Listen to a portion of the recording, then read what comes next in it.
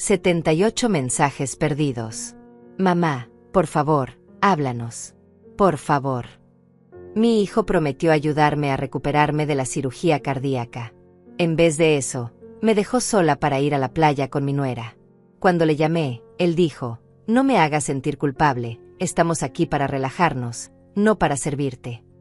Yo solo sonreí y dije, gracias por mostrarme quién eres realmente. Algunas semanas después, tomé una decisión que ellos jamás imaginarían. Ahora Javier llama sin parar. Suplica. Ruega. Pero mi teléfono permanece en silencio sobre la mesa, vibrando como un insecto moribundo. Porque lo que él no sabe, lo que ninguno de ellos sabe, es que yo no estoy enojada. Estoy en paz. Y eso es mucho peor. Déjame explicarte cómo llegamos hasta aquí. Como una madre que lo dio todo terminó siendo un número bloqueado en la lista de contactos de su propio hijo. Porque esto no empezó con 78 mensajes. Empezó con una promesa. Una promesa que Javier me hizo mirándome directamente a los ojos. Pero antes de eso, antes de la traición, antes del momento exacto en que algo dentro de mí se rompió para siempre, déjame contarte quién era yo. Quién creía que era. Me llamo Emilia. Tengo 61 años. Vivo en un departamento modesto en la Ciudad de México, el mismo lugar donde crié a mi hijo Javier después de que su padre murió hace 12 años de un infarto fulminante. Quedé viuda a los 49, con un adolescente rebelde y una cuenta bancaria que apenas alcanzaba para los gastos básicos. Pero salimos adelante. Yo me convertí en contadora freelance, trabajando desde casa, haciendo declaraciones fiscales para pequeños negocios. No era glamoroso. No me hice rica. Pero pagaba las cuentas. Siempre pagaba las cuentas. Mi vida era simple, predecible, segura. Despertaba a las 6 de la mañana, preparaba café en la misma cafetera que tengo desde hace 15 años, revisaba correos de clientes mientras el sol entraba por la ventana de la cocina. Trabajaba hasta el mediodía, luego salía a caminar por el parque del barrio, compraba verduras frescas, regresaba a casa. Los domingos eran sagrados. Javier y Daniela venían a comer. Yo pasaba horas preparando pollo en mole, su platillo favorito desde niño, ponía la mesa con el mantel de flores que me regaló mi madre, y esperaba escuchar el timbre a las 2 en punto. Así había sido durante 3 años, desde que Javier se casó con Daniela. 3 años de domingos perfectos, de risas alrededor de la mesa, de sentirme necesaria, importante, amada. O al menos eso creía yo. Porque resulta que una puede vivir 61 años pensando que conoce a las personas. Pensando que el amor es correspondido. Pensando que cuando das todo, recibes aunque sea un poco de regreso. Y entonces algo pasa. Algo que te muestra la verdad. Y la verdad duele más que cualquier bisturí. En febrero, durante un chequeo médico de rutina, el doctor encontró algo. Una válvula cardíaca defectuosa. Insuficiencia mitral severa, dijo. Necesitaba cirugía a corazón abierto. No era algo menor.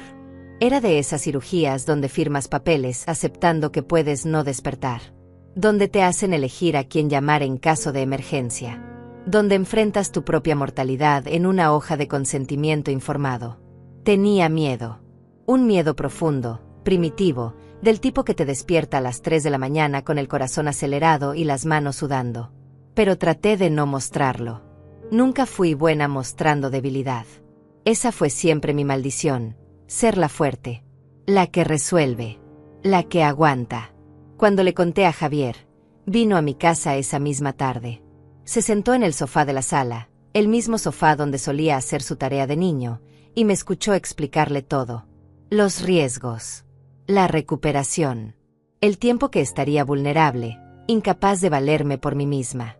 Entonces él hizo algo que me llenó de alivio. Me tomó las manos y dijo, «Mamá, no te preocupes por nada. Yo voy a estar ahí. Voy a cuidarte durante toda la recuperación. Daniela y yo ya lo hablamos. Nos quedaremos contigo las primeras 3 semanas. No vas a estar sola ni un solo día. Te lo prometo». 3 semanas.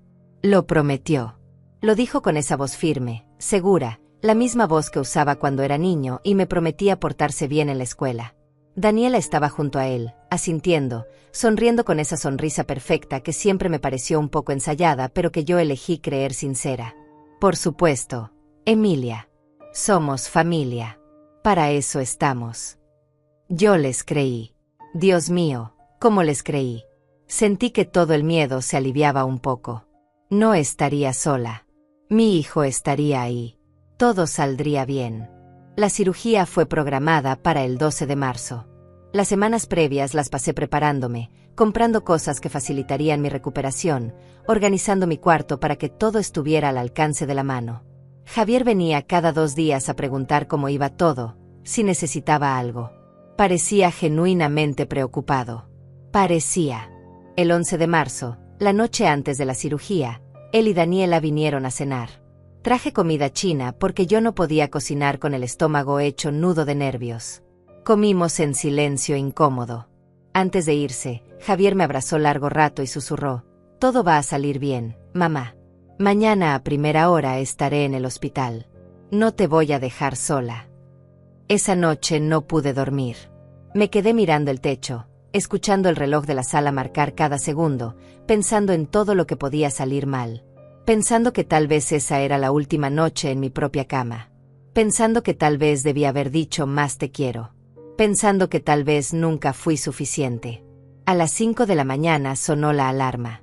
Me bañé con el jabón antibacterial que me dieron en el hospital. Me puse ropa cómoda. Llamé un taxi.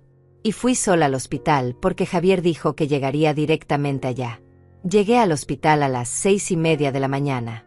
El edificio estaba casi vacío, solo enfermeras caminando con pasos apresurados y el olor a desinfectante que te recuerda que estás en un lugar donde la vida y la muerte negocian todos los días. Me registré en recepción, me dieron una pulsera de plástico con mi nombre y fecha de nacimiento, y me llevaron a una sala de preparación donde me hicieron cambiarme por una bata que se ataba por la espalda y me hacía sentir más vulnerable de lo que ya estaba. Una enfermera joven, de esas que sonríen demasiado para compensar las malas noticias, me puso una vía intravenosa en el brazo izquierdo. Dolió más de lo que esperaba. Otra enfermera me hizo firmar más papeles. Más consentimientos. Más maneras de decir entiendo que puedo morir y no es culpa de nadie. Eran las 7:15. Javier no había llegado. Le mandé un mensaje: «Ya estoy aquí, mi amor. Vienes en camino». 3 palomitas grises. Visto. Ninguna respuesta. A las 7:30 vino el anestesiólogo. Un hombre mayor con lentes gruesos que me explicó el procedimiento con una calma que se supone debía tranquilizarme, pero que solo me hizo sentir más pequeña. Me dijo que contara hacia atrás desde 10 cuando me pusieran la anestesia. Me dijo que no sentiría nada. Me dijo que cuando despertara, todo habría terminado. Eran las 8:10. Javier seguía sin aparecer. Le llamé. Buzón de voz. Le volví a escribir: «Hijo, ya casi es hora. ¿Dónde estás?» Nada. A las 8 en punto vinieron a buscarme. 2 camilleros me subieron a una camilla con ruedas que rechinaban contra el piso. Me llevaban por pasillos blancos, bajo luces fluorescentes que me hacían cerrar los ojos. Giré la cabeza buscando a Javier en cada esquina, en cada sala de espera. Nada. Solo pacientes con caras asustadas y familiares con caras cansadas. Pero ninguno era el mío. Entramos al quirófano. Era exactamente como en las películas. Frío. Metálico. Lleno de máquinas que hacían sonidos que no entendía. El cirujano me saludó, me dijo su nombre que olvidé inmediatamente. El anestesiólogo se acercó con una jeringa. «Emilia, vamos a empezar. Cuenta hacia atrás desde 10. 10. 9. Javier no vino. 8. Mi hijo me prometió. 7.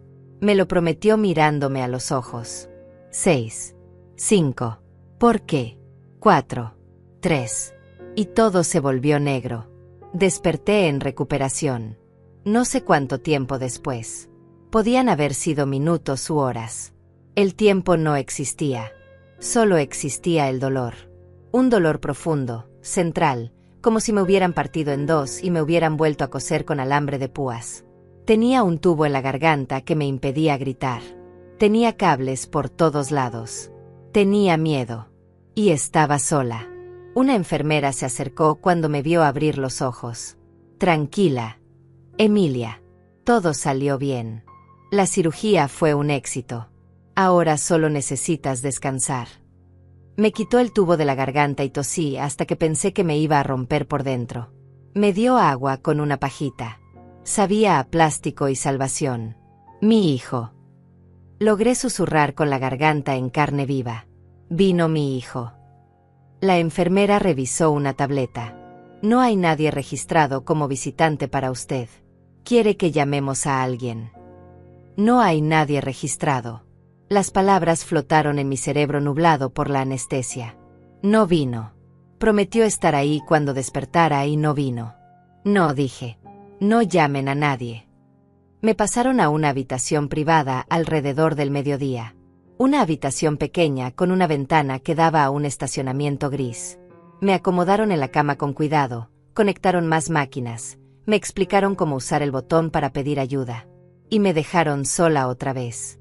A las 3 de la tarde, Javier finalmente llegó.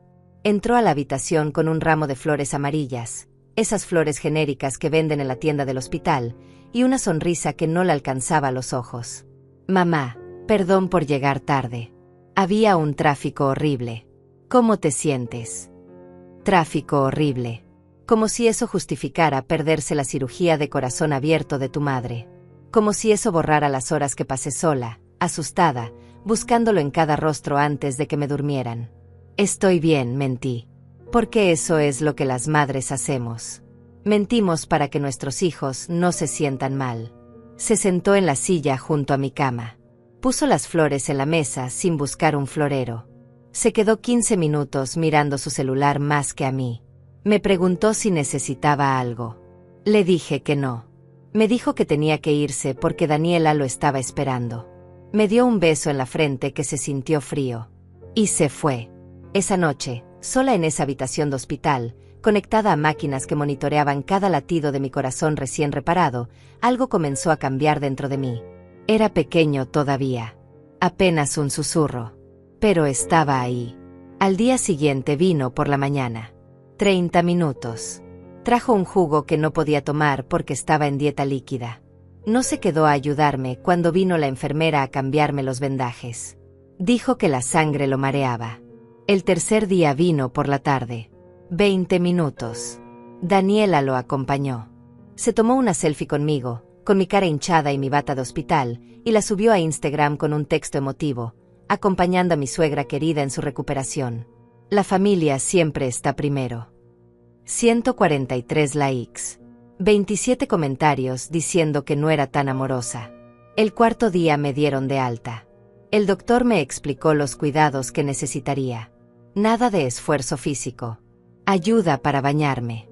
Alguien que cambiara mis vendajes 2 veces al día. Alguien que me ayudara a caminar los primeros días porque el equilibrio estaría afectado.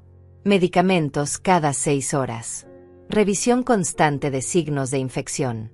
Javier estaba ahí cuando el doctor explicaba todo esto. Asentía. Tomaba notas en su celular. Parecía el hijo perfecto. Y yo, ingenua yo, todavía creía que cumpliría su promesa. Llegamos a mi departamento alrededor de las 4 de la tarde. Javier me ayudó a subir las escaleras despacio, sosteniéndome del brazo como si fuera de cristal. Cada escalón era una pequeña tortura. El pecho me ardía. La incisión tiraba con cada movimiento. Tardamos 10 minutos en subir lo que normalmente me tomaba 30 segundos. Dentro, todo estaba exactamente como lo había dejado 4 días atrás. La taza de té a medio tomar en la mesa de la sala. El periódico doblado sobre el sofá. Mi vida congelada en el momento justo antes de que todo cambiara. Javier me ayudó a sentarme en mi cama. Acomodó las almohadas detrás de mi espalda. Me trajo agua. Me dio las pastillas que el doctor había recetado. Bueno, mamá, dijo mirando su reloj. Daniela y yo tenemos que ir a casa a recoger algunas cosas. Nos instalamos aquí mañana temprano, ¿sí? Hoy ya es muy tarde y todavía no hemos empacado nada. Mañana. No hoy. Hoy me quedaría sola la primera noche después de una cirugía de corazón abierto. Pero el doctor dijo que necesito supervisión constante las primeras 72 horas, le recordé tratando de mantener la voz calmada. Mamá, no exageres. Ya pasaron 4 días desde la cirugía. Estarás bien una noche. Además, si pasa algo, Me llamas y vengo volando. Está a solo 20 minutos de aquí. 20 minutos. Como si 20 minutos no fueran una eternidad cuando tu corazón está fallando. Pero no dije nada. Solo asentí. Porque eso es lo que siempre hice. Asentir. Aceptar. No causar problemas. Se fue. Y yo me quedé ahí, sentada en mi cama, escuchando el silencio del departamento, sintiendo cada latido de mi corazón como un recordatorio de lo frágil que era. Me tomó 40 minutos reunir el valor para levantarme e ir al baño.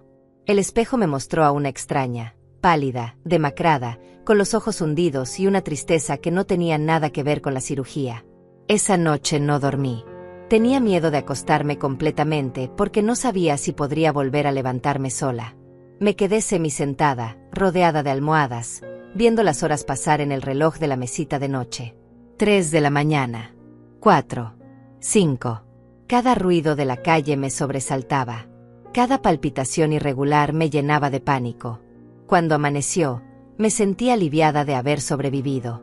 Qué triste, ¿no? Sentirse orgullosa de simplemente no morir durante la noche. Javier llegó al mediodía. Solo. Sin Daniela. Sin maletas. Perdón, mamá. Hubo un problema con el trabajo de Daniela. Necesita quedarse unos días más para resolver unas cosas. Pero yo estoy aquí. ¿Te vas a quedar entonces? Pregunté con una esperanza patética en la voz. Sí, claro. Bueno, me quedo hoy. Mañana tengo una junta importante que no puedo cancelar, pero regreso en la noche. No te preocupes. No te preocupes. Esas palabras estaban empezando a sonar huecas. Ese día me ayudó a cambiarme el vendaje. Lo hizo con cara de asco, mirando hacia otro lado, con las manos temblorosas. La herida se veía mal. Roja. Hinchada. Posiblemente infectada. ¿Crees que debería llamar al doctor? Le pregunté. Se ve normal para una cirugía reciente. No seas dramática. Dramática. Yo. La mujer que acababa de sobrevivir que le abrieran el pecho. Dramática por preocuparme de una posible infección. Se quedó hasta las 6 de la tarde. Me preparó un sándwich de jamón que apenas pude comer. Me ayudó a llegar al baño una vez.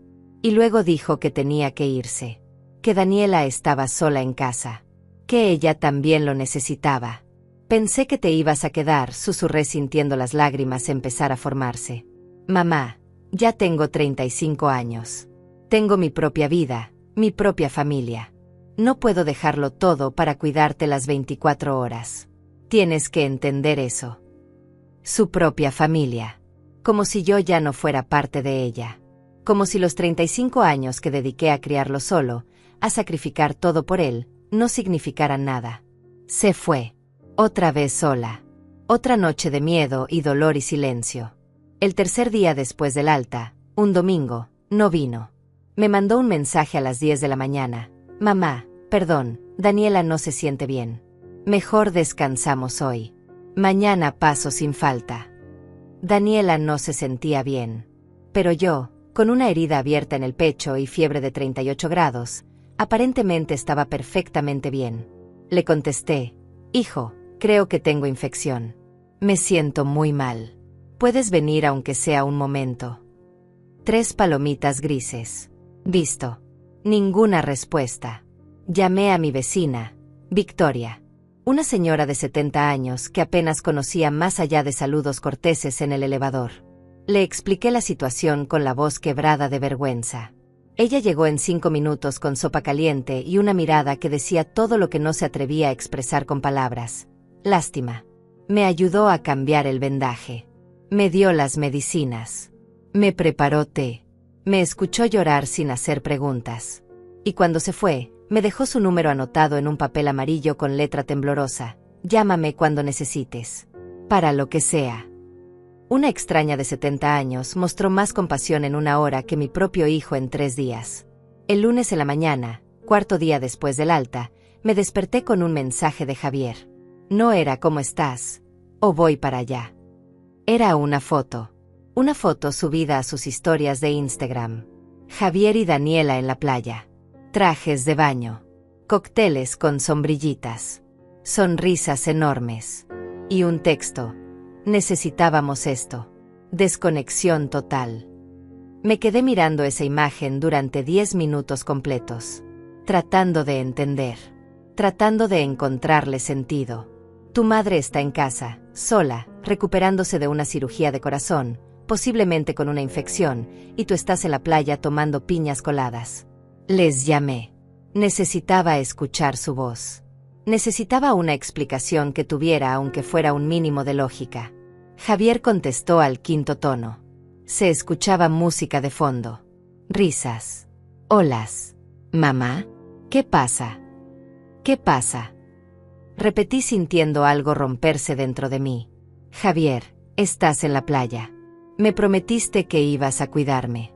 Me prometiste 3 semanas. Silencio. Luego un suspiro exasperado. Mamá, necesitábamos un descanso. Han sido semanas muy estresantes con todo lo de tu cirugía. Daniela estaba agotada. Nos merecíamos unos días para nosotros. Yo te necesito aquí. La herida está infectada. Tengo fiebre. No puedo ni bañarme sola. Entonces llama a una enfermera. O pídele ayuda a Victoria, esa vecina que mencionaste. Mamá, no me hagas sentir culpable. Estamos aquí para relajarnos, no para servirte. No para servirte. Esas palabras quedaron flotando en el aire como humo tóxico. No para servirte. Esas 3 palabras resonaron en mi cabeza como campanas de funeral. Servirte. Como si cuidar de tu madre enferma fuera un acto de servidumbre y no de amor. Como si los 35 años que pasé sirviéndolo a él, cocinando sus comidas favoritas, lavando su ropa, pagando su universidad, sosteniéndolo cuando el mundo se ponía difícil, como si todo eso no hubiera sido más que un trabajo del que ahora él merecía vacaciones. Algo se acomodó dentro de mí en ese momento. No fue dramático. No hubo música de fondo ni un momento de revelación cinematográfica. Fue simple. Fue claro. Fue definitivo. Como cuando un hueso fracturado finalmente se asienta en su lugar. Duele, pero al menos sabes dónde estás parado. Entiendo, dije con una calma que me sorprendió a mí misma. Mi voz salió serena, casi dulce. Disfruta tu viaje, hijo. Mamá, no te pongas así. Regresamos en una semana y entonces sí me quedo contigo unos días. ¿Sí? Una semana. Cuando las 3 semanas críticas ya hubieran pasado. Cuando ya no me necesitara tanto. Cuando ya no fuera tan inconveniente. No te preocupes, Javier. Ya encontraré la manera. ¿Ves? Sabía que entenderías. Eres la mejor, mamá. Te mando fotos. Y colgó. Así. Como si nada. Como si no acabara de destrozar el último pedazo de ilusión que me quedaba sobre quién era él realmente. Me quedé sentada en mi cama, con el teléfono todavía en la mano, sintiendo algo que no había sentido en mucho tiempo. No era tristeza. La tristeza ya la conocía. Esto era diferente. Esto era claridad. Fría, cortante, liberadora claridad. Sonreí.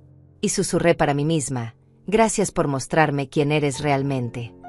Victoria vino esa tarde como había prometido. Me trajo más sopa, me ayudó a ducharme, algo que me hizo llorar de humillación y gratitud a partes iguales. Me cambió el vendaje con manos expertas. Había sido enfermera antes de retirarse, me contó. Sabía exactamente qué hacer. Esto está infectado, dijo mirando la herida con preocupación. Necesitas antibióticos. ¿Tu doctor te dio algún número de emergencia? Llamamos. Me recetaron antibióticos más fuertes. Victoria fue a la farmacia a recogerlos. Pagó con su propio dinero porque yo no podía bajar las escaleras. Le dije que le pagaría después. Ella rechazó el dinero 3 veces antes de aceptarlo. Esa noche, mientras tomaba las pastillas nuevas y sentía la fiebre empezar a bajar lentamente, algo empezó a crecer en mi pecho. No era venganza. La venganza es ruidosa, emocional, reactiva. Esto era otra cosa. Esto era una decisión. Fría, calculada, necesaria. Me levanté de la cama con esfuerzo. Cada movimiento todavía dolía, pero el dolor ya no me asustaba. Fui al escritorio pequeño que tengo en la sala. Abrí el cajón donde guardo documentos importantes. Extractos bancarios. Contratos. Papeles que había archivado durante años sin realmente pensar en ellos. Empecé a revisar. Y mientras revisaba, empecé a recordar. Hace 8 años, Javier tuvo problemas económicos. Acababa de empezar un negocio que fracasó en 6 meses. Quedó con deudas. Mucho estrés. Su novia de entonces, Daniela, amenazaba con dejarlo si no estabilizaba su situación. Él vino a mí llorando, como hacía cuando era niño y algo salía mal. Mamá, no sé qué hacer. Voy a perderlo todo. Yo lo abracé. Lo consolé. Y le dije lo que siempre le decía. No te preocupes. Yo te ayudo. Vendí un terreno pequeño que había heredado de mis padres. Era mi plan de retiro. Mi seguridad. Mi futuro. Lo vendí por $45,000 y se los di. Es un préstamo, le dije. Me lo devuelves cuando puedas. Él asintió, me abrazó, me prometió que me lo devolvería todo con intereses. Nunca lo hizo. Nunca mencionó ese dinero otra vez. Y yo nunca lo reclamé porque las buenas madres no le cobran a sus hijos. Las buenas madres dan sin esperar nada a cambio. 2 años después, cuando Javier se iba a casar con Daniela, no tenían dinero para el enganche de un departamento. Otra vez vino a mí. Otra vez yo vendí algo. Esta vez fueron unas joyas de mi abuela que valían unos $12,000. Te lo devuelvo, mamá, en cuanto estemos establecidos. Otra promesa. Otro olvido. Y luego, hace 3 años, cuando finalmente compraron su departamento, Javier vino con una propuesta. Mamá, estamos un poco ajustados con la hipoteca. ¿Podrías ayudarnos temporalmente con los pagos? Solo hasta que Daniela consiga un mejor trabajo. Serían como 6 meses. 6 meses se convirtieron en 8 años. $840 mensuales. Cada mes. Sin falta. Saliendo automáticamente de mi cuenta bancaria hacia la hipoteca de un departamento donde yo nunca fui realmente bienvenida. Hice los cálculos esa noche, sentada en mi escritorio con una calculadora vieja y extractos bancarios de casi una década. 45,000 del terreno. 12,000 de las joyas. 80,000 en pagos de hipoteca durante 8 años. $137,000. Ese era el precio de ser una buena madre. Y por $137,000, mi hijo no pudo quedarse conmigo 3 semanas mientras me recuperaba de una cirugía que pudo haberme matado. Por $137,000, él estaba en la playa con cócteles mientras yo le pedía a una vecina de 70 años que me ayudara a bañarme. No lloré. Ya no tenía más lágrimas. Solo tenía números. Datos. Evidencia fría de una verdad que había ignorado durante demasiado tiempo. Yo no era su madre. Yo era su banco. Su red de seguridad. Su plan de respaldo. Y los bancos no merecen amor. Solo transacciones. Abrí mi laptop. Me tomó 3 intentos ingresar la contraseña porque las manos me temblaban, no de miedo sino de algo parecido a la euforia. Entré a mi banca en línea. Busqué las transferencias automáticas. Ahí estaba, $840 programados para salir el día 1 de cada mes hacia la cuenta de la hipoteca de Javier. Moví el cursor sobre el botón de cancelar transferencia. Me quedé ahí un momento, el dedo suspendido sobre el mouse. Pensé en todas las veces que Javier me había dicho te quiero, mamá. Pensé en todos los domingos que cocinaba su platillo favorito. Pensé en la promesa que me hizo antes de la cirugía, mirándome a los ojos, sosteniendo mis manos. Y luego pensé en no me hagas sentir culpable, estamos aquí para relajarnos, no para servirte. Hice clic. Transferencia cancelada. El silencio en mi departamento era absoluto. Solo se escuchaba el zumbido de la laptop y mi respiración irregular. Me recosté en la silla sintiendo un peso enorme levantarse de mis hombros. No era alivio todavía. Era algo más complejo. Era el primer paso de un camino que no sabía exactamente a dónde me llevaría, pero sabía que tenía que caminar. Cerré la laptop. Volví a la cama. Y esa noche, por primera vez desde la cirugía, dormí 6 horas seguidas. No porque el dolor hubiera disminuido, sino porque algo más profundo, Algo que había estado roto durante mucho más tiempo que mi corazón físico, finalmente había empezado a sanar. Los siguientes días pasaron en una extraña calma. Victoria venía 2 veces al día. Por la mañana me ayudaba con el baño y el desayuno. Por la tarde cambiaba mis vendajes y se quedaba a tomar té conmigo. Hablábamos de cosas simples. Su nieta que estudiaba medicina. Mi trabajo como contadora. El clima. La telenovela que veíamos en las tardes. Nunca mencionaba a Javier. Yo tampoco. La infección empezó a ceder. La fiebre bajó. El dolor se volvió manejable. Mi cuerpo se estaba curando. Y mientras mi cuerpo sanaba, mi mente trabajaba. Observaba. Recordaba. Conectaba puntos que había ignorado durante años. Recordé la vez que Javier cumplió 16 años. Le regalé una computadora nueva que me costó el salario de 3 meses. Él la abrió, me dio las gracias sin levantar la vista, y pasó el resto del día quejándose porque no era el modelo que quería. Yo pensé, es un adolescente, ya madurará. Recordé cuando se graduó de la universidad. Yo había trabajado turnos dobles durante 4 años para pagar su colegiatura. En la ceremonia, cuando le preguntaron a quién quería agradecer, mencionó a sus profesores, a sus amigos, a su novia. Ni una sola vez dijo mi nombre. Yo pensé, está nervioso, no quiere ponerse sentimental en público. Recordé cada cumpleaños olvidado. Cada día de las madres donde el regalo era una llamada rápida de 5 minutos. Cada vez que cancelaba nuestros planes porque algo surgió. Cada vez que yo decía no te preocupes, lo entiendo cuando en realidad no entendía nada. Yo había normalizado el abandono. Lo había justificado. Lo había perdonado antes de que siquiera pidiera perdón. Porque eso es lo que me enseñaron que hacen las buenas madres. Pero nadie me enseñó que también las madres merecen respeto. Merecen ser valoradas. Merecen no ser abandonadas en su momento más vulnerable. El 7º día después de que Javier se fue a la playa, recibí un mensaje suyo. Una foto de ellos 2 brindando en un restaurante frente al mar. Último día aquí. Mañana volvemos. ¿Cómo estás, ma? ¿Cómo estás, ma? Después de 7 días. Después de prometerme 3 semanas. Después de dejarme sola con una infección que pudo haberme matado. ¿Cómo estás? Estoy mejor, respondí. Y era verdad. Estaba mejor. Pero no de la manera que él pensaba. No regresó al día siguiente como dijo. Regresó 3 días después. Apareció en mi puerta con una bolsa de pan dulce y esa sonrisa que solía derretirme, pero que ahora veía exactamente por lo que era. Manipulación. Mamá, ya estoy aquí. ¿Ves que no me olvidé de ti? Traje tus conchas favoritas. Conchas. Como si el pan pudiera compensar 10 días de abandono. Entró sin esperar invitación. Se sentó en el sofá. Puso los pies sobre la mesa de centro como hacía cuando era adolescente. Te ves mucho mejor. Sabía que estabas exagerando. Ya ves que no necesitabas que me quedara. Exagerando.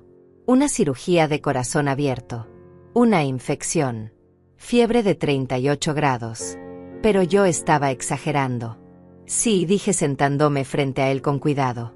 La incisión todavía tiraba cuando me movía rápido. Victoria fue de mucha ayuda. ¿Quién es Victoria? Mi vecina. Ella me cuidó mientras tú estabas en la playa. Algo cruzó por su rostro. ¿Vergüenza?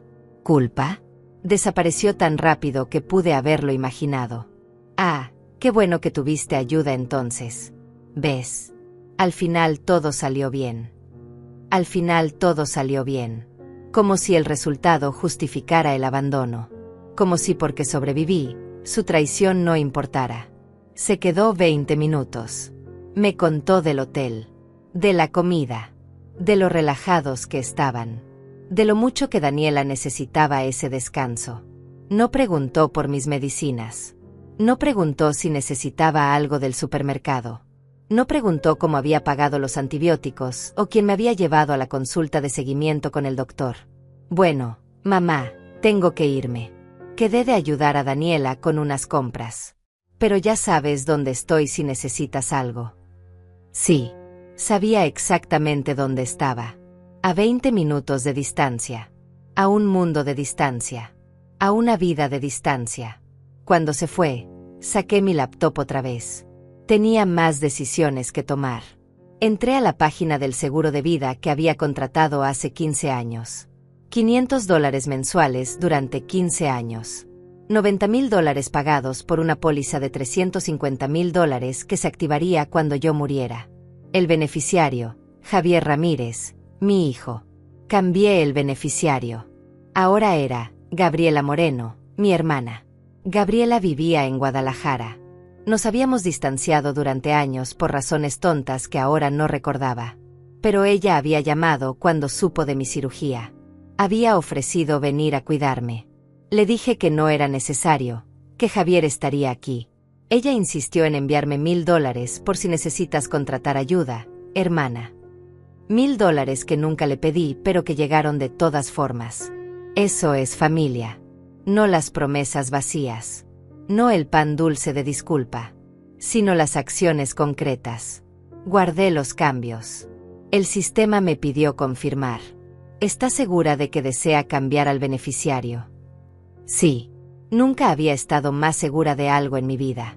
Abrí otro documento. Mi testamento. Lo había hecho hace 5 años. Todo para Javier. El departamento donde vivía.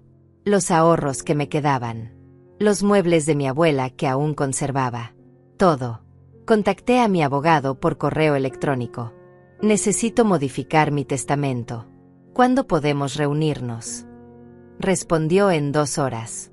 Agendamos cita para la próxima semana. Y luego hice algo que me tomó más valor que todo lo anterior. Entré a páginas de bienes raíces. Empecé a buscar departamentos en venta.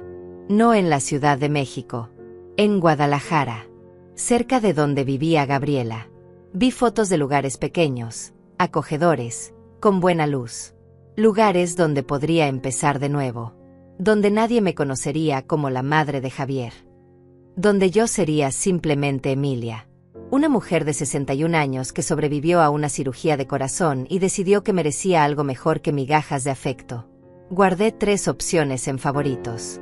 Les pedí información. Uno costaba $120,000. Mi departamento actual valía alrededor de $200,000. Podría vender, comprar algo más pequeño allá, y tener $80,000 de colchón para vivir tranquila mis últimos años. Mis últimos años. Antes pensaba en ellos con Javier visitándome los domingos. Con nietos que tal vez llegarían. Con comidas familiares llenas de ruido y amor. Qué fantasía tan elaborada había construido. Qué hermosa mentira me había contado a mí misma.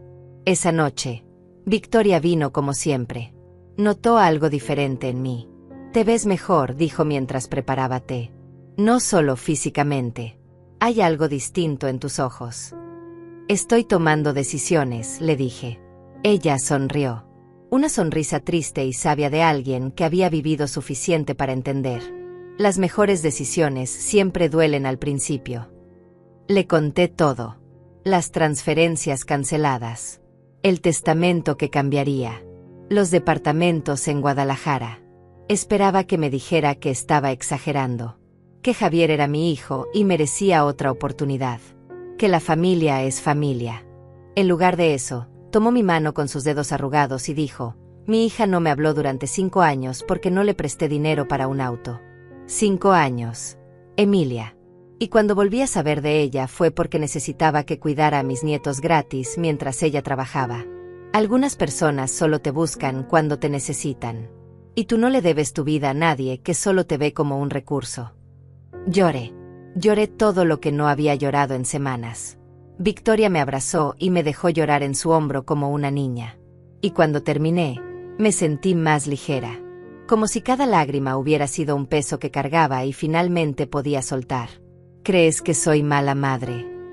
Le pregunté con la voz ronca. Creo que fuiste demasiado buena madre. Y ahora es tiempo de ser buena contigo misma. Pasaron 2 semanas más. Mi cuerpo seguía sanando. La herida cerró completamente. Los puntos se disolvieron. El dolor se convirtió en una molestia ocasional. Podía caminar sin ayuda, bañarme sola, prepararme comida simple. Físicamente, estaba recuperándome bien. El doctor lo confirmó en mi cita de seguimiento. Su corazón está funcionando perfectamente, señora Emilia. Hizo usted un trabajo excelente cuidándose. Un trabajo excelente. Gracias a Victoria, no a mi hijo. Javier llamaba ocasionalmente, una vez cada 3 o 4 días. Conversaciones de 5 minutos. ¿Cómo estás, ma? Bien, hijo. ¿Necesitas algo? No, gracias. Bueno, te dejo, tengo que hacer unas cosas. Clic. Así eran nuestras interacciones ahora. Superficiales. Vacías. Como hablar con un conocido distante, no con alguien que compartió mi cuerpo durante 9 meses. No mencionó los pagos del departamento. Eso significaba que el banco todavía no le había notificado el atraso. Los sistemas bancarios son lentos. Le darían al menos 30 días de gracia antes de empezar a llamar. Yo sabía cómo funcionaba. Había sido contadora durante 30 años. Tenía tiempo. Tiempo para hacer lo que tenía que hacer antes de que todo explotara. El abogado vino a mi casa. Un hombre serio de 50 y tantos años con un maletín de cuero gastado. Se sentó en mi mesa de comedor y desplegó documentos.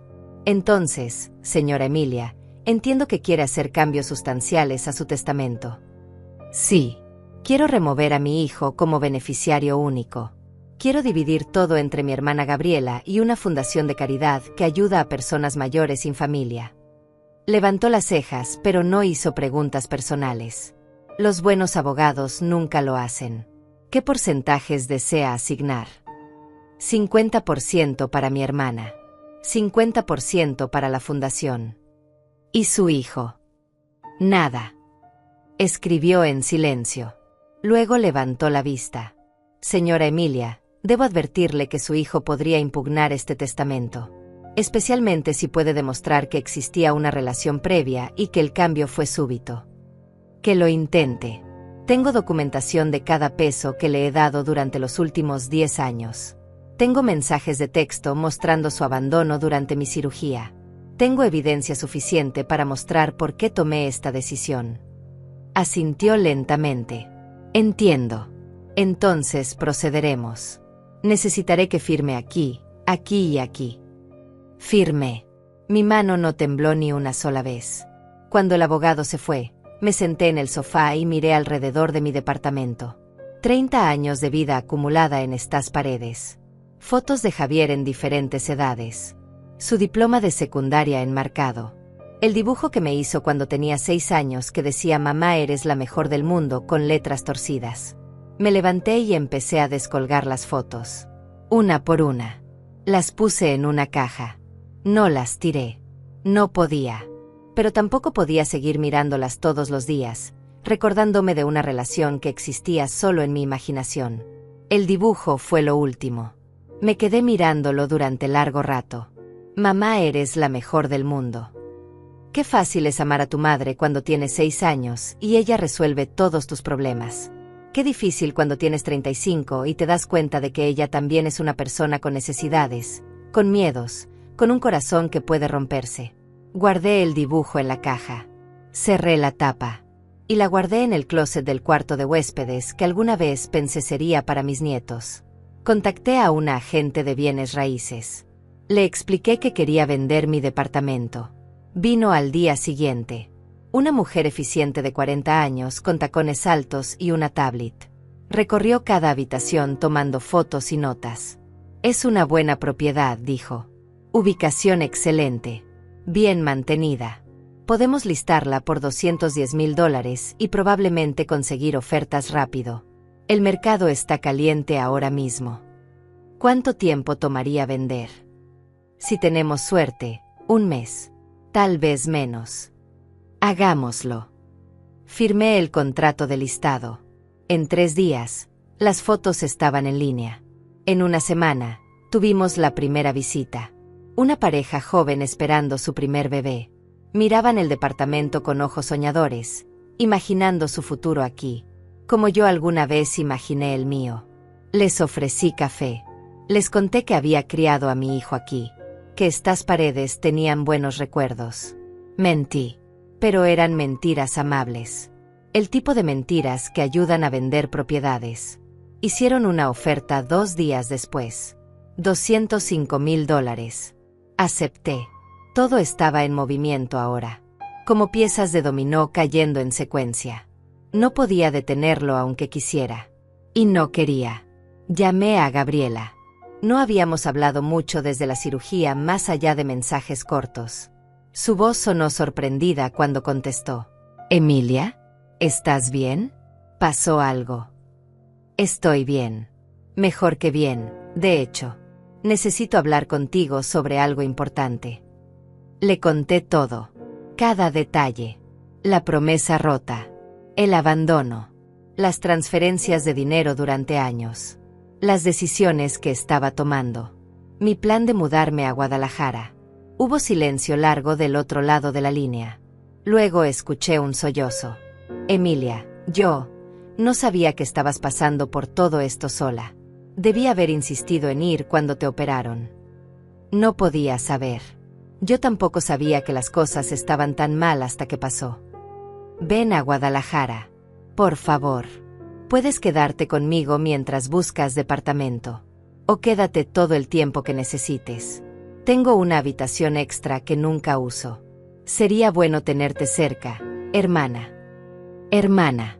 ¿Cuánto tiempo sin escuchar esa palabra dicha con cariño real? «Gracias, Gaby. Acepto tu oferta. Probablemente esté ahí en un mes, cuando cierre la venta del departamento». «¿Se lo has dicho a Javier?» «No, y no pienso decírselo hasta que sea necesario». Otro silencio. Luego, ¿estás segura de esto? «Es tu hijo, Emilia».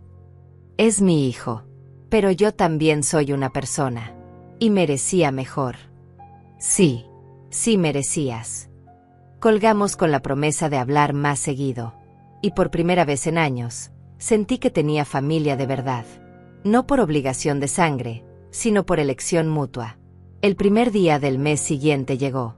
El día en que la transferencia automática de $840 normalmente salía de mi cuenta hacia la hipoteca de Javier. Pero esta vez no salió. Esta vez, ese dinero se quedó en mi cuenta. Me senté frente a mi laptop toda la mañana esperando. Esperando el mensaje. La llamada. El momento en que Javier se daría cuenta. Llegó a las 2 de la tarde. Un mensaje. «Mamá, el banco me mandó un aviso de que el pago de este mes no se hizo. Se te olvidó hacer la transferencia». Se me olvidó. Como si 8 años de pagos puntuales pudieran olvidarse por accidente. No contesté inmediatamente. Dejé que el mensaje se quedara ahí, sin leer, durante 2 horas. Quería que sintiera aunque fuera una fracción de la ansiedad que yo sentí cuando lo llamaba desde el hospital y no contestaba. A las 4 de la tarde, respondí, «No se me olvidó». 3 puntos aparecieron. Desaparecieron. Volvieron a aparecer. Finalmente, ¿qué quieres decir con que no se te olvidó? Quiero decir que decidí dejar de hacer esos pagos. El teléfono sonó inmediatamente. «Javier». Dejé que sonara 4 veces antes de contestar. «Mamá, ¿qué está pasando? ¿Por qué no hiciste el pago?» «Porque ya no voy a hacerlo, Javier». «¿Cómo que no vas a hacerlo? Llevamos años con este acuerdo». «No teníamos un acuerdo. Tú tenías una necesidad y yo la cubrí. Durante 8 años. $80,000. Sin preguntarte cuándo ibas a empezar a pagar tú mismo. Sin recordarte que dijiste que serían solo 6 meses. Mamá, no puedes hacer esto. Tenemos un presupuesto basado en que tú pagas esa parte. Si dejas de pagar, vamos a tener problemas». Yo tuve problemas hace un mes cuando estaba sola en casa con una infección después de una cirugía de corazón mientras tú estabas en la playa. Pero tú no estuviste ahí para ayudarme con mis problemas. Silencio. Luego, con voz más suave, casi manipuladora, «Mamá, ya hablamos de eso. Te pedí perdón. Estaba estresado y necesitaba un descanso». «No me pediste perdón, Javier. Nunca dijiste esas palabras. Y aunque lo hubieras hecho, perdón no paga una hipoteca.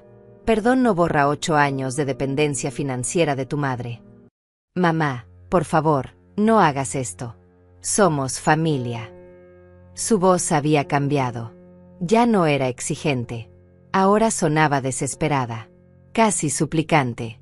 Qué rápido cambian las personas cuando necesitan algo. Tienes razón, Javier. Somos familia.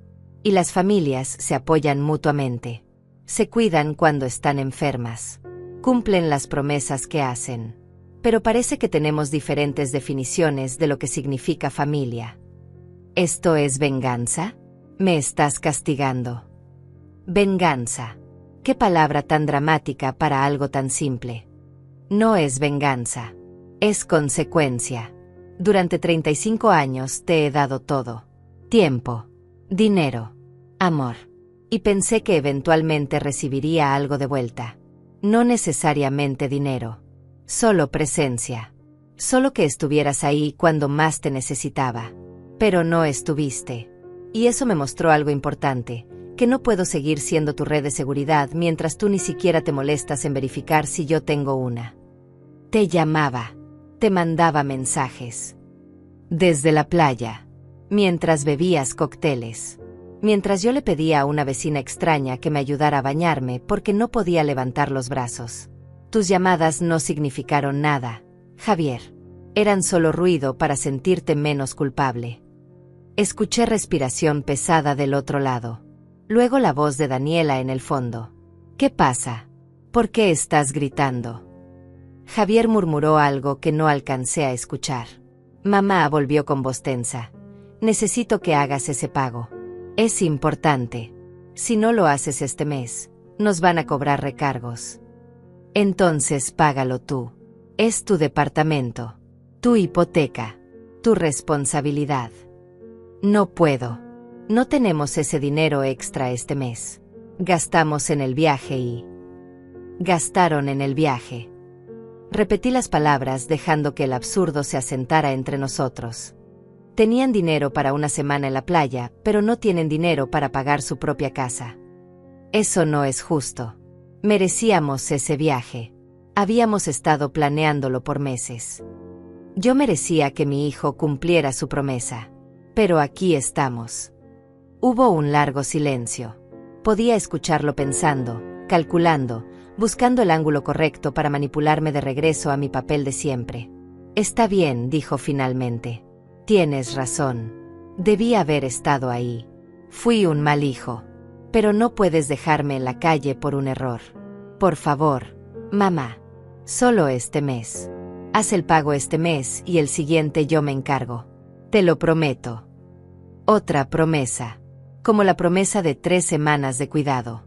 Como la promesa de devolverme el dinero del terreno. Como todas las promesas que se evaporaban en el aire en cuanto dejaban sus labios. No, Javier. No, así nada más. Así nada más. Eres mi madre. Se supone que las madres ayudan a sus hijos. Y ahí estaba. La verdadera cara. No más súplicas suaves. Solo exigencia. Indignación de que yo me atreviera a decir que no. Las madres ayudan a sus hijos, dije con calma. Pero los hijos también cuidan a sus madres. Especialmente cuando esas madres acaban de sobrevivir una cirugía de corazón. Esa ecuación tiene que balancearse, Javier. Y en nuestra relación, nunca lo ha hecho. Esto es ridículo. Voy para allá. Necesitamos hablar en persona. No tienes que venir. Voy de todos modos. Llegaré en media hora. Colgó. Me quedé sentada con el teléfono en la mano, sintiendo algo extraño en el pecho. No era miedo. No era arrepentimiento.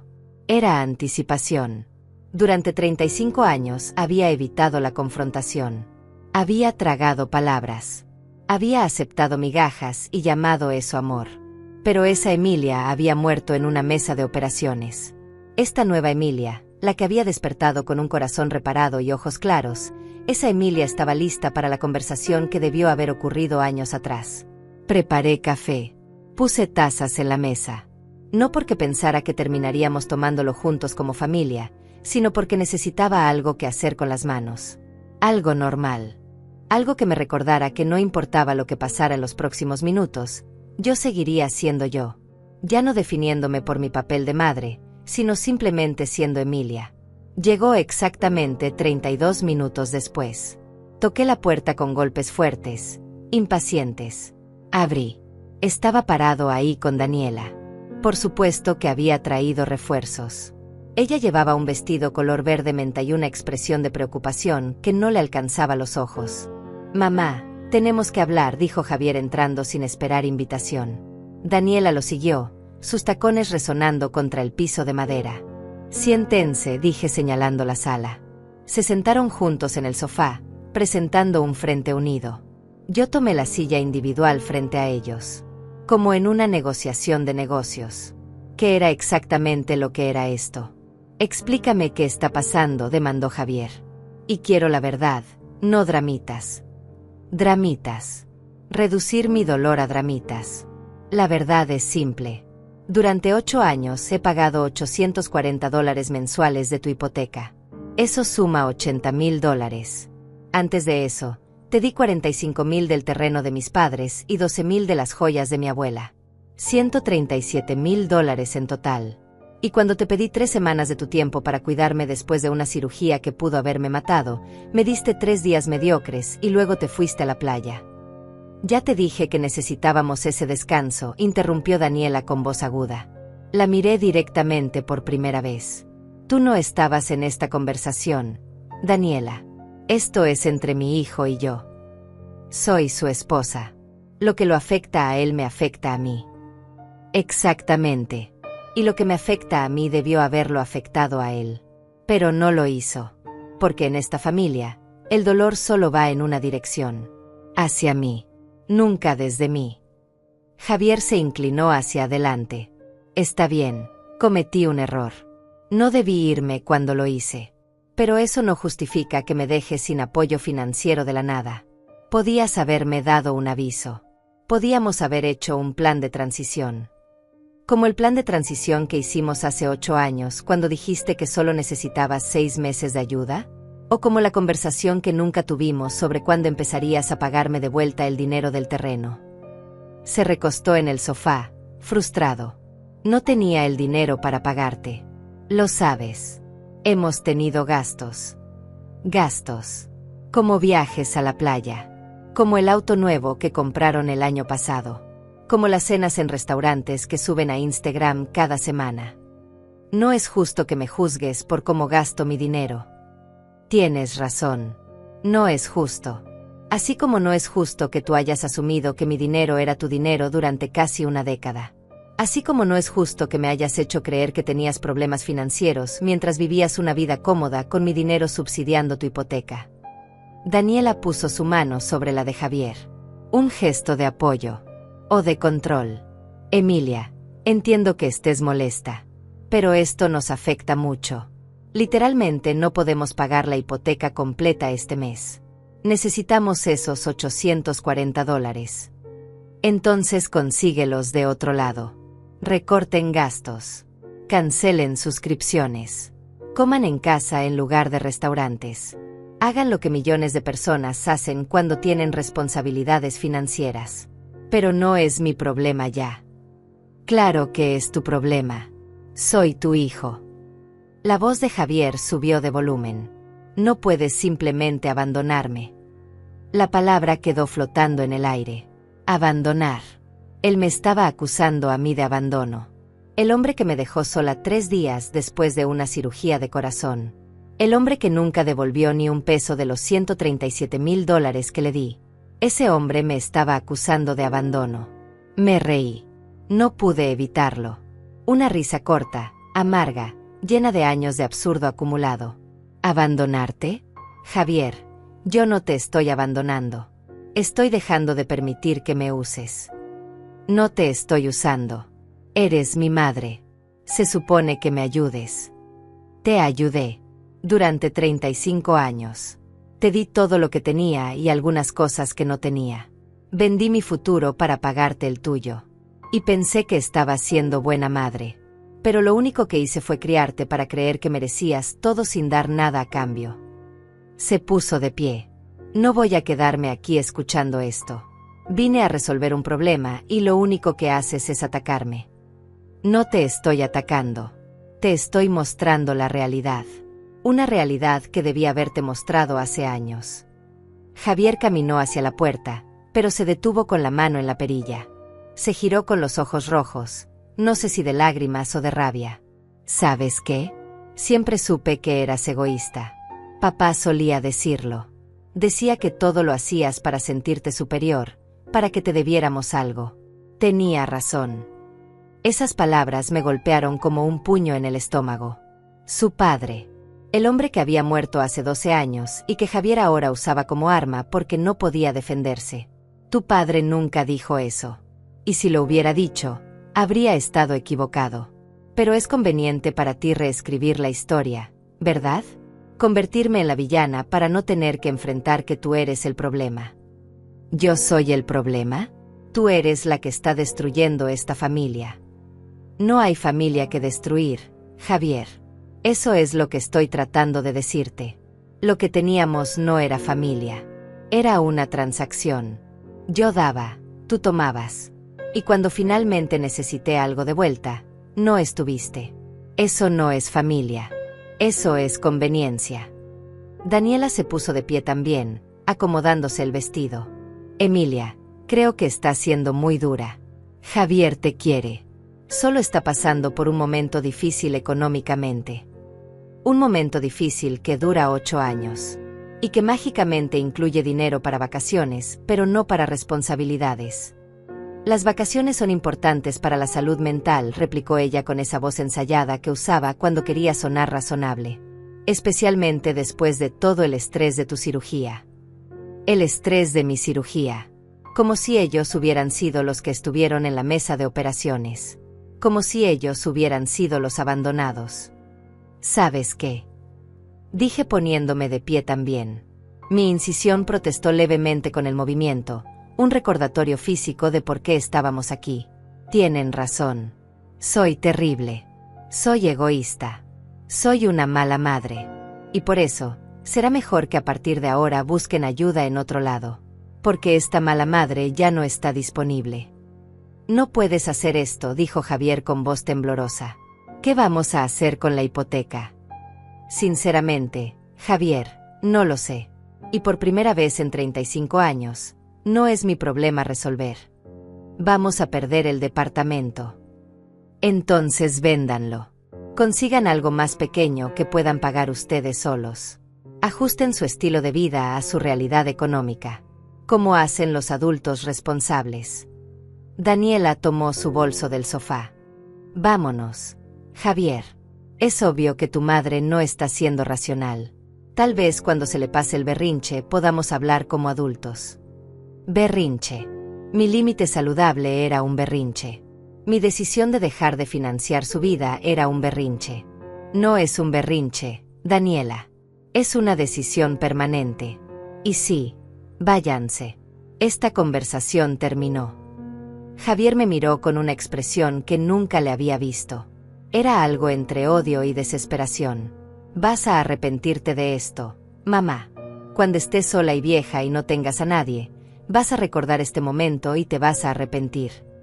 Puede ser, dije con calma. Pero al menos seré pobre y sola por mis propias decisiones, no porque alguien más gastó mi dinero en la playa mientras yo me recuperaba de una cirugía. Se fueron. La puerta se cerró con un golpe que hizo vibrar el marco. Me quedé ahí parada en medio de mi sala, en el departamento que pronto ya no sería mío, rodeada de espacios vacíos donde solían estar las fotos de mi hijo. Y respiré. Por primera vez en semanas, respiré profundo sin sentir que se me rompía algo por dentro. Me senté en el sofá. Mis manos temblaban levemente. No de miedo, de adrenalina. De la sensación extraña y poderosa de haber dicho finalmente todas las cosas que había tragado durante décadas. El teléfono vibró. Un mensaje de Javier. Esto no se va a quedar así. No respondí. Otro mensaje. Voy a hablar con el resto de la familia. Van a saber qué tipo de persona eres. Tampoco respondí. Un tercero. ¿Sabes qué? Haz lo que quieras. No te necesito. Nunca te necesité. Esa última frase debió haberme dolido. Debió haberme roto. Pero en cambio, sentí algo parecido al alivio. Porque finalmente había dicho la verdad. Nunca me necesitó. Solo necesitó mi dinero. Y ahora que eso quedaba claro, podíamos dejar de pretender que había algo más. Victoria tocó la puerta 20 minutos después. Había escuchado los gritos desde su departamento. Entró con una botella de vino y 2 copas. Creo que hoy no es día de té. Le conté todo mientras tomábamos vino barato en vasos que no eran apropiados para vino, pero eran lo único que tenía limpio. Me escuchó sin interrumpir. Cuando terminé, levantó su copa. Por las madres que finalmente dicen basta. Brindamos. El vino sabía a libertad. O tal vez solo sabía a vino barato, pero en ese momento era lo mismo. ¿Crees que hice lo correcto? Le pregunté. Creo que hiciste lo necesario. Que no siempre es lo mismo que lo correcto, pero es más importante. Los siguientes días fueron extrañamente tranquilos. Javier no llamó. No escribió. Era como si nunca hubiera existido. Excepto que sí existía, en algún lugar, probablemente llamando a parientes que no había contactado en años para contarles su versión de la historia. Mi prima Laura llamó 3 días después. Emilia, Javier me dijo que estás teniendo problemas. Que te negaste a ayudarlo con su hipoteca y que están a punto de perder su casa. ¿Qué está pasando? Le expliqué. Todo. Los 8 años de pagos. El abandono durante la cirugía. Las promesas rotas. Hubo un largo silencio. No sabía nada de eso, dijo finalmente. Él hizo que sonara como si de repente te hubieras vuelto loca y lo estuvieras castigando sin razón. Esa es su versión. La mía tiene recibos bancarios. Dios. Emilia. Lo siento mucho. No debí haber llamado sin escuchar tu lado primero. No te preocupes. Habrá más llamadas. Javier es bueno pintándose como víctima. Hubo 2 llamadas más esa semana.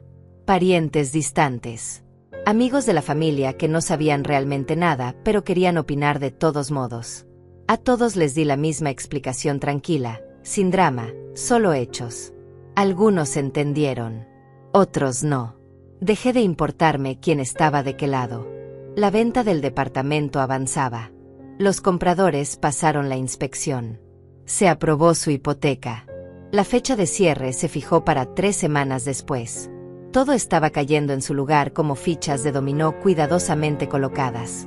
Comencé a empacar. Lentamente, porque todavía no podía levantar mucho peso. Cajas de libros. Cajas de ropa. Cajas de una vida que estaba dejando atrás. Victoria me ayudaba por las tardes. Íbamos habitación por habitación, decidiendo que se venía conmigo a Guadalajara y que se vendía o donaba. La habitación de Javier fue la más difícil. Todavía tenía cosas de su adolescencia. Trofeos de fútbol. Libros de texto viejos. Una guitarra que nunca aprendió a tocar bien. Le envié un mensaje. ¿Tienes cosas aquí? ¿Las quieres o las dono? Respondió 2 días después. Haz lo que quieras. Las doné todas. Excepto el álbum de fotos de su infancia. Ese lo guardé. No por él. Por mí. Por la madre que fui entonces, que hacía su mejor esfuerzo con lo que sabía. 2 semanas antes del cierre, recibí una llamada desde un número desconocido. Contesté con cautela. ¿Señora Emilia Moreno? Sí. Habla del banco. Tenemos a un señor Javier Ramírez aquí, quien nos indica que usted es garante de su hipoteca y que hay un malentendido sobre los pagos. Mi sangre se enfrió. No soy garante de nada. Esa hipoteca está completamente a su nombre. Entiendo. Él insiste en que usted ha estado haciendo los pagos y que hubo un problema técnico este mes. No hubo problema técnico. Decidí dejar de hacer esos pagos. Eran voluntarios de mi parte, no una obligación contractual. Puede confirmar que no tiene ninguna responsabilidad legal sobre esta hipoteca. Confirmo completamente. Revisen sus documentos. Mi nombre no está en ningún papel. Escuché murmuros del otro lado. Javier discutiendo con alguien. Luego el empleado del banco volvió. Gracias por aclarar eso, señora. Que tenga buen día. Colgan. Me quedé mirando el teléfono pensando en la desesperación que debe haber sentido Javier para ir al banco con esa historia. Para intentar implicarme legalmente en su hipoteca. para hacer un último intento de forzarme a seguir pagando. Sonreí. Una sonrisa triste pero liberada. Porque intentó. Lo intentó con todas sus fuerzas. Y falló. La última semana en el departamento fue surrealista. Las cajas estaban apiladas en cada esquina. Los muebles que no me llevaría tenían etiquetas de venta. El espacio se veía cada vez más vacío, más impersonal, como si ya no fuera mío. Y supongo que ya no lo era. En unos días pertenecería a esa pareja joven con su bebé en camino, y ellos llenarían estas paredes con sus propios recuerdos, sus propias esperanzas. Victoria vino todos los días. A veces traía comida. A veces solo su compañía. El día antes del cierre, me ayudó a empacar las últimas cosas de la cocina. ¿Estás segura de esto?, preguntó mientras envolvía platos en papel periódico. Todavía puedes cambiar de opinión. Nunca he estado más segura de algo. ¿Y si Javier cambia? ¿Y si aprende de esto? Me detuve con una taza en la mano. Era la taza que Javier me había regalado en el Día de las Madres hace 10 años.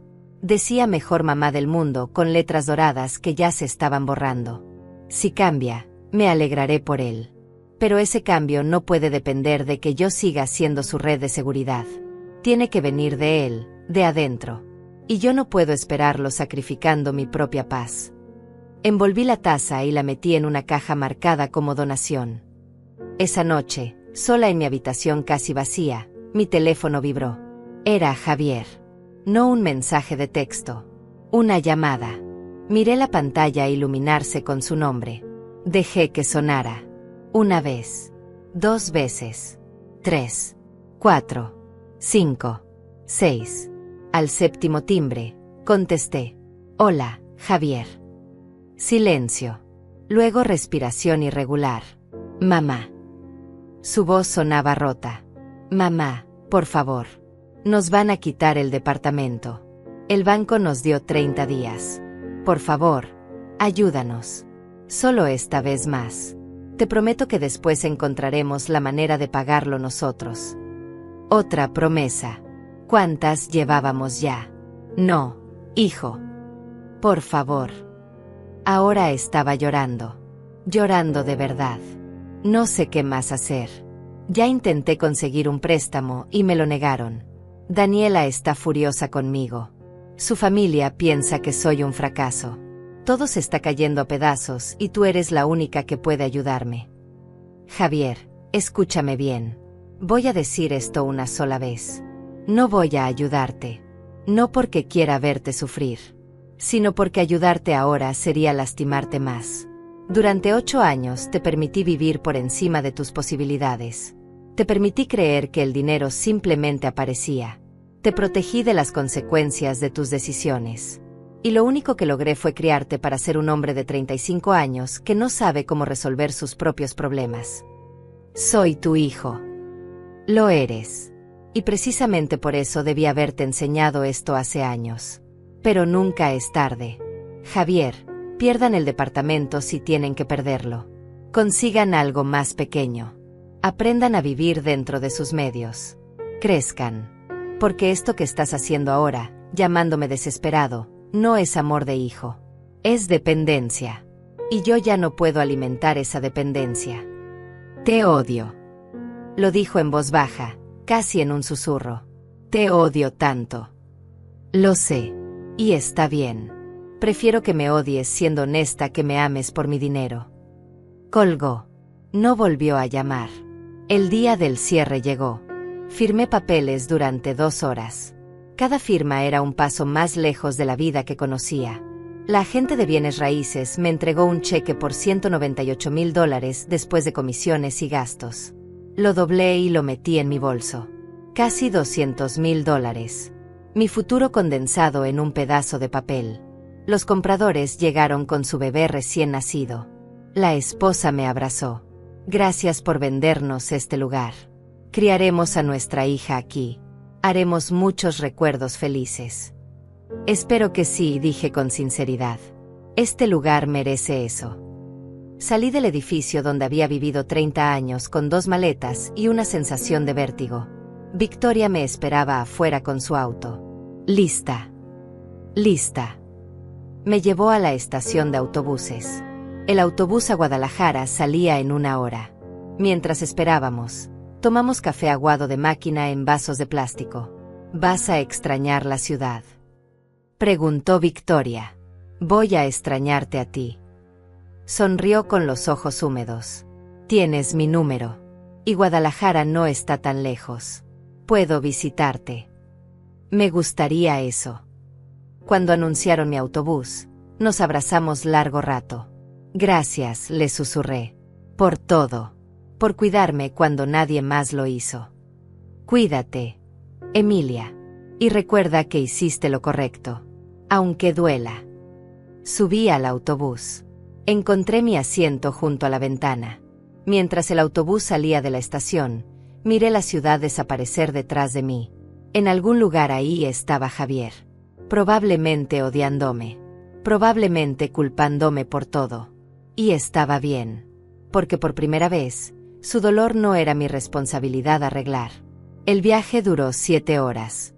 Pasé la mayor parte mirando por la ventana, viendo el paisaje cambiar. Ciudades que se convertían en pueblos.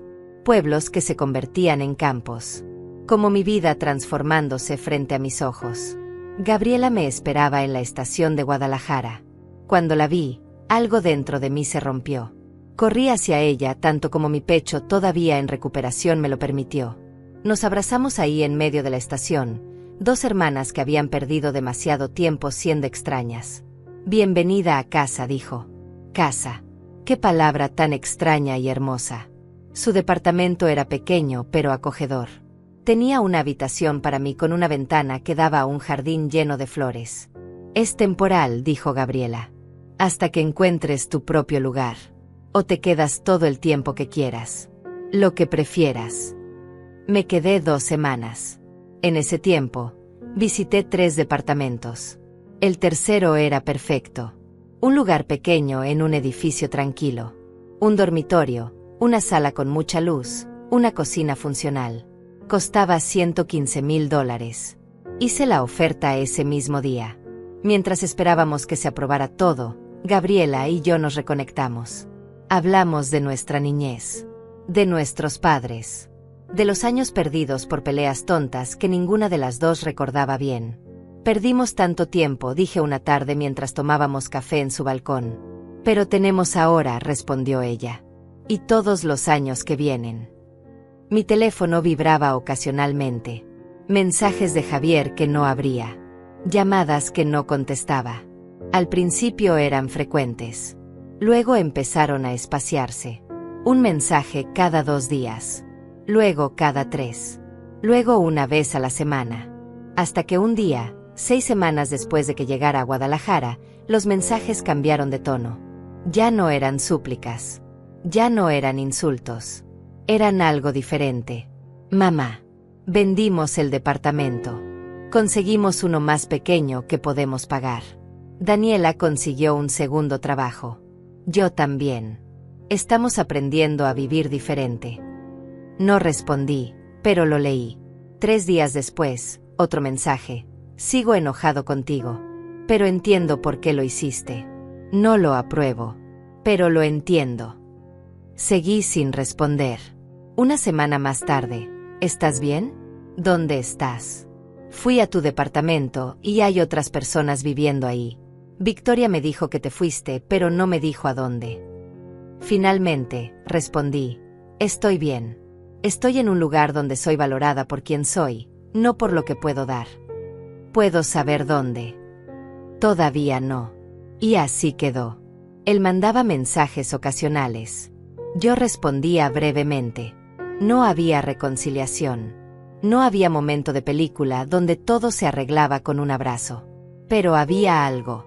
Un respeto nuevo. Frágil. Condicional. Pero ahí.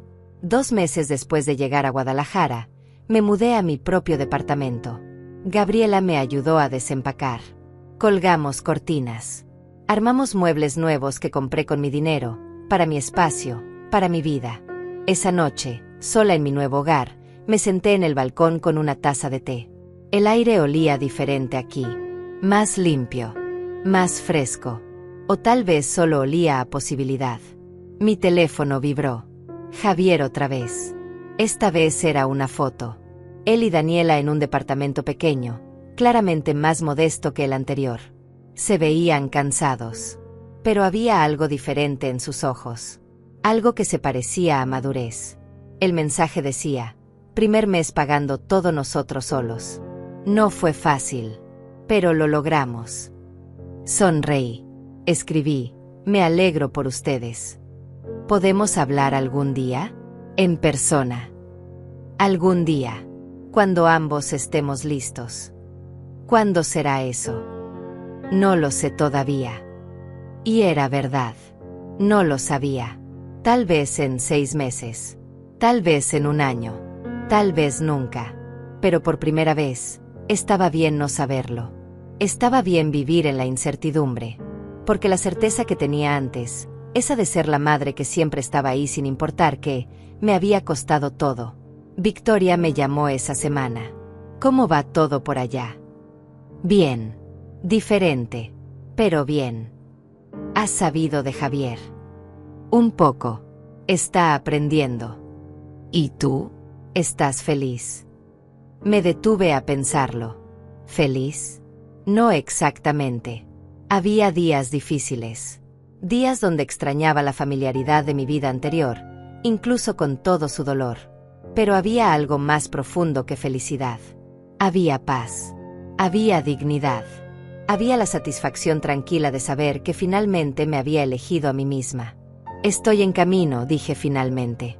3 meses después de mudarme, empecé a trabajar medio tiempo en una firma de contabilidad local. Conocí gente nueva. Hice amigas. Gabriela y yo cenábamos juntas 2 veces por semana.